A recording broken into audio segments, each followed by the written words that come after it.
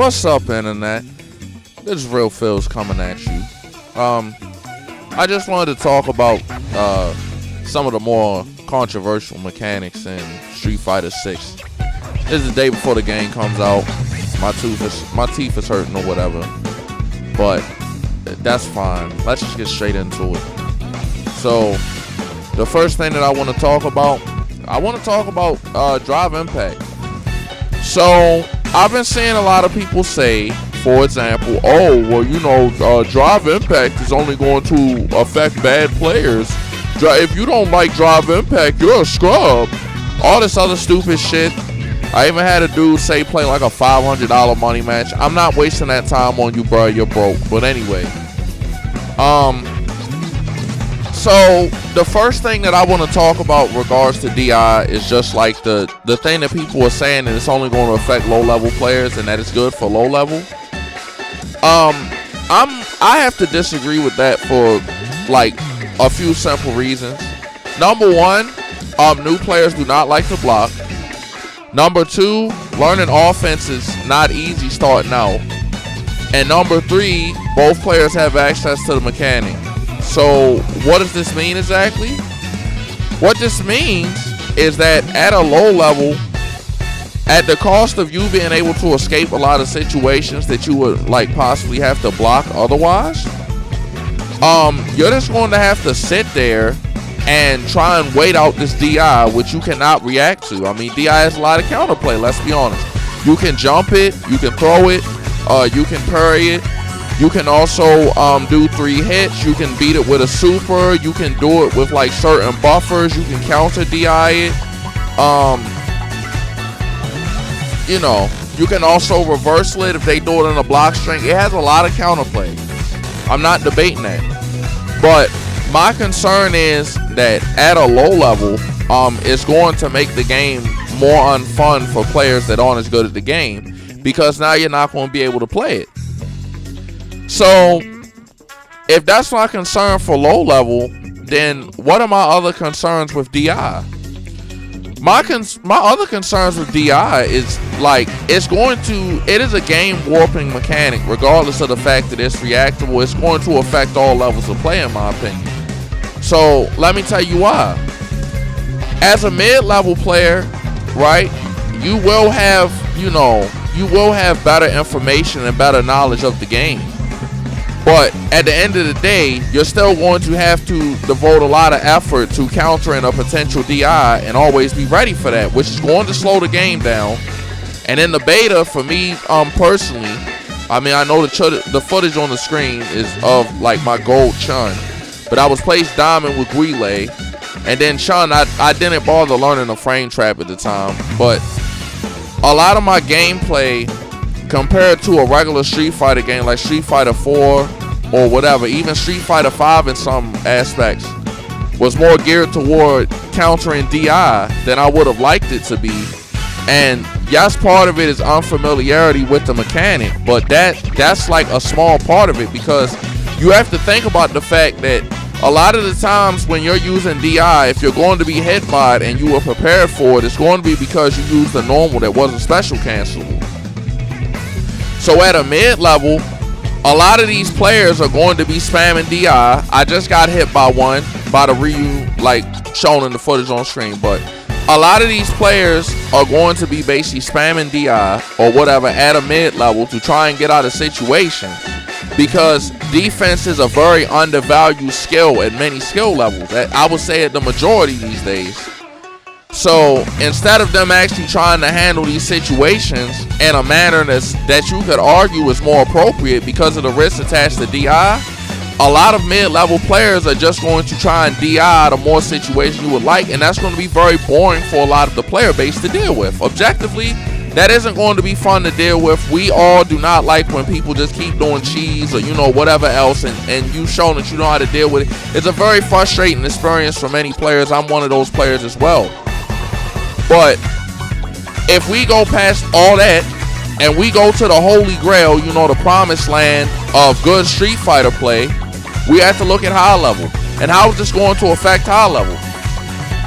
At high level, DI is likely going to be a non-factor except in certain matchups. But the issue is, regardless of the character, that you have to be prepared to counter the DI no matter how good you are at the game.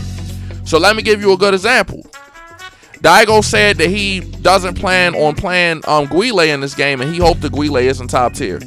Let's assume for a second that Daigo was playing Guile, right? Guile's Sobot in the beta was an incredibly strong move, and his crouching medium kick is also incredibly strong, but both of those moves cannot be special canceled. So as a result of that, there are certain ranges. Mid-screen is not one of them generally, but close to the corner is one where I encountered this issue, even though I was able to counter the DI. And in the footage being shown right now, I did attempt to DI Luke block string, and he tried to spam DI, which is definitely something that mid-level players are going to be doing. But back to the point, playing Gao, or a character that has very strong normals that cannot be special canceled, you're going to have to worry about DI. You're going to have to worry about parry as well. At high level, I'm expecting to see a lot of drive reversal, even though the move doesn't seem as good as you would think it is. I'm expecting a lot of drive reversal and other things, but I'm not expecting to see DI that often.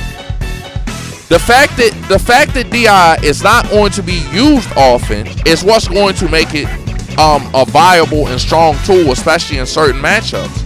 If you know that the character generally does not have special cancelable options on their best moves or the moves that they want to use like most often, then generally that makes the tool stronger, because there's no reason to expect someone of that level of play to use it as much, right?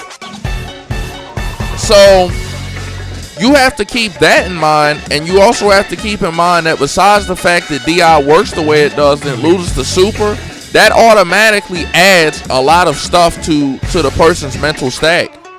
So the mental capacity that I'm using to react to DI is taking mental, it's taking mental space from my ability to anti-air. It's taking mental space from some of my ability to play footsies. It's taking some of my confidence and my decision making, because if you press a normal that isn't special cancelable, you can always be DI'd. Now, do I think it's going to be a huge thing at top level, and is it going to be like, the most game warping thing possible? No, but it will definitely at some point decide a match in someone's favor that would not have won if the mechanic did not exist, even at high level. And besides the fact that I would say that in some ways that is concerning, my main concern is just low and mid level, where it just isn't going to be fun to deal with, because it's so much harder for low and mid level players to dedicate the mental space into reacting to this appropriately. I was getting caught off guard by some DIs fighting, a lot of players that was in Diamond when I was playing Gao, simply because they play solid, and then next thing you know, you have a reaction check coming straight for your head. And not only is that reaction check potentially a launch, but something that I find very annoying, and it just happened in the footage. DI mid-screen really is not something you have to be concerned about, right? It's not something you have to be concerned about. I mean, it's plus on block and has a ton of pushback, but okay. I mean, if you block it, it's whatever. It's just if you get caught out pressing a bad normal or whatever. And generally, they're not going to be able to DI like, every normal appropriately and punish it with DI, even if it's not special cancelable, because they still have to hit into it early enough in the active frames for it to really absorb that type of hit or be punishable. But as soon as you get to the corner, it's an entirely different situation. I've been in the corner against this, and it's like I've jumped it on reaction and still gotten clipped after the pre-jump frames. I don't know what the purpose of that is, but I don't know what the purpose of that is, but that it is what it is for real. But as you see in the corner, the Luke player just used the DI because I'm now in burnout, and I have to contend with that until my drive is back. But there's definitely going to be situations at every skill level where you got in the corner, you failed to react to a DI one time, and then you got wall splat on block, or maybe you were too late to counter DI, you got hit, you got blown back, you were in burnout anyway. one of my biggest concerns is simply the fact that like DI and block strings on a lot of characters is extremely hard to throw. So for example, Luke's if Luke DI's in a block string, that's extremely easy to throw. If he does target combo into he does the first 3 hits of target combo on the DI, that's extremely easy to react to and throw. Or super, you know, whatever you need to do to get out of the situation, that is legitimate. But I fought, for example, Ryu or Jury in the beta, and they were doing a bunch of strings and stuff where it honestly felt like it was not throwable afterwards for whatever reason. So I just want to make this clear. If like DI is a very game warping mechanic, and it's 100% fine to not like it. I personally don't like it. I will deal with it. As you can see, I was able to react to it like pretty consistently. As you can see, I mean, I did make a mistake in the footage right there, but you know, it is what it is. I got the win. I reacted to the DI, so that's just how that works. That's just how it goes. But moving on from DI, because DI is like, just to summarize, DI low level is going to be something that I anticipate a lot of players not liking and potentially dropping the game over because of how frustrating and annoying it is to deal with, since you have to basically pause everything you're doing to attempt to respond to it, and a lot of low level players are just learning their offense or whatever. So I honestly believe that the defensive utility of it at that level of play is outweighed by the frustration of trying to perform offense against someone that has the mechanic. I've heard that from a lot of low-level players. Mid-level players who are going to be able to deal with it are going to be frustrated because their opponents are going to attempt to basically try to reaction check them all day with DI instead of actually playing the game, regardless of if they're dealing with it or not, which I think is really unimportant. I think that's an important, you know, distinction to make, is that fighting game players at a mid-level really do not care if you're dealing with something or not. A lot of them will do it until it works, and that's going to lead to slow, frustrating, and boring matches where you can't seem to find a good opponent that actually thinks. I've had that experience in a lot of games. And then at high level,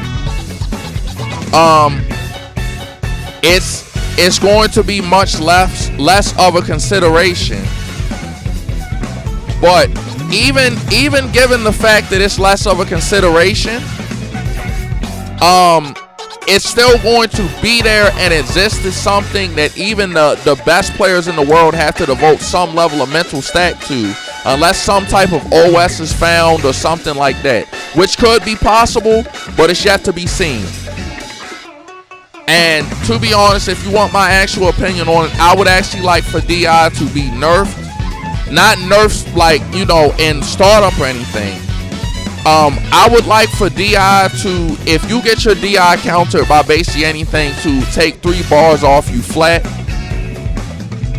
Or if they don't want to do that, possibly make it only eat 2 hits, you know, instead of needing 3 to be broken. So maybe it eats 1 hit and gets broken by 2. I feel like the second one of those is more severe and will probably make it useful. I feel like making it take 3 bars flat would be more than fair. I feel like that's the most balanced option that you could possibly do as far as countering DI, because if a low-level player counters it, they get a good reward. If a mid-level player counters it, there's way more incentive for the opponent to stop, because they'll end up in burnout.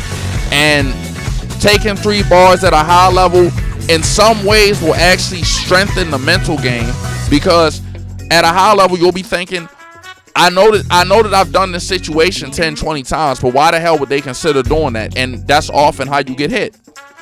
So that's really how I feel about DI. But on to the next concerning mechanic, parry. I find parry to be somewhat concerning as well. The parry system is good on the surface, but my concern is that parries on whiff do not have whiff recovery. So I feel like if you don't DR, so drive rush, a parry, that it should have some level of whiff recovery to discourage people just, you know, blowing the parry out and just having it like that. Now, I understand why the parry functions the way it does, because if it had whiff recovery, so for example, I don't know how many people might have seen this, But in the beta, Kimberly had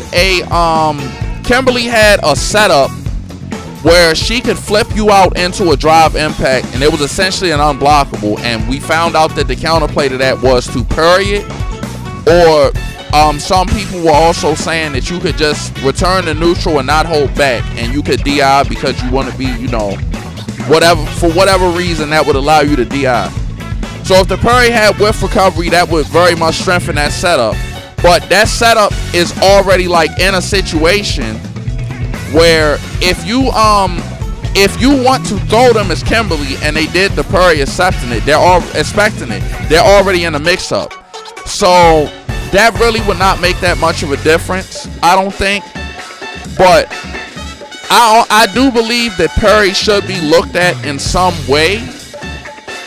Even though that the damage you get off of like a perfect parry and stuff, perfect parry I would say is fine. It's like the damage scaling is already very severe on perfect parry, so I think that's fine. I'm more concerned with regular parry because even though it does take drive to hold it and maintain it, it does have the ability to warp certain matchups or mess certain things up that would have possibly been fine regardless.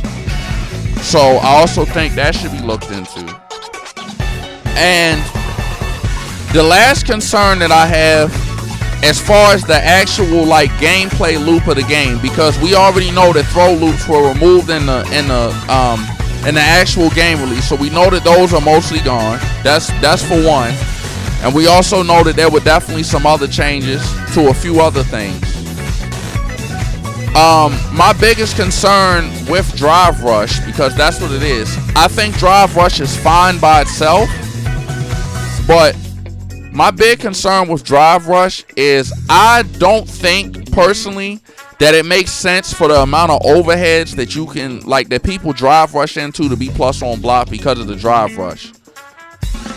And I know that sounds crazy, but there are some overheads that people were doing that, like, for example, Jury's overhead basically launches you across the entire screen, and then it's plus on block as well. And I was anti-aired by it like once or twice, I believe, you know, in the corner when they did raw Drive Rush. Now granted, that's on me. I should have checked the Drive Rush. I'm not going to sit here and say, you know, that I couldn't have made a better decision, because that's 100% cap. But for that overhead to also be plus, and then you're able to Drive Rush, you know, afterwards. I mean, not after the overhead, but after you do the overhead, you press another normal. If the normal did not hit or whatever, you just Drive Rush, and if it did hit, you just look at the screen and confirm in the combo. So the fact that that overhead and overheads like that are also plus, to me is a bit concerning, because even though these overheads are reactable, that one time that you don't react for whatever reason off a Drive Rush and you get cooked because of it, it's going to be pretty upsetting, I would say. Like, that might actually become the meta of some characters. Like, the first thing I'm thinking of is Dudley. You know, historically, Dudley is a character that has an unseeable overhead, and then on top of this unseeable overhead, he has a low mix-up that he can do that launches as well. So if they want every character to have that utility with Drive Rush, fair enough, but I personally just think it's a little bit concerning, and it might sap some fun for some people. But to be honest, I think that's like pretty much covering everything that I wanted to say in this video. This has been I'm Real Feels. You can check me out on Twitch at twitch.tv/I'mRealFeels. And I don't know, man. If you have anything you want to say, go ahead and put it in the comments. But as for now, I'll catch you later.